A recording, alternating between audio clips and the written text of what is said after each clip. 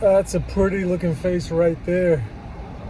What is going on, YouTube? I'm back with another video. It's been a long time. I got a cool project that I just picked up and I'm gonna do a quick walk around, show you what it is. It's a 2021 Challenger 5.7 Hemi RT. You can see that there's some damage on the back.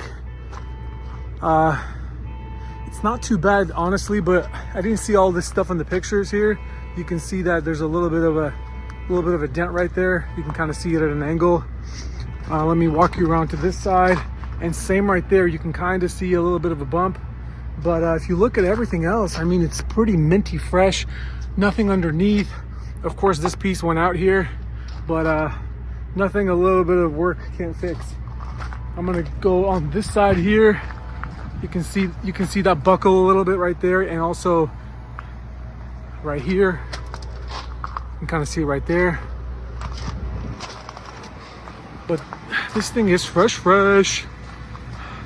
I'm gonna be documenting this build, and I'm gonna take you along with me. You can see right there, Challenger RT 5.7 Hemi.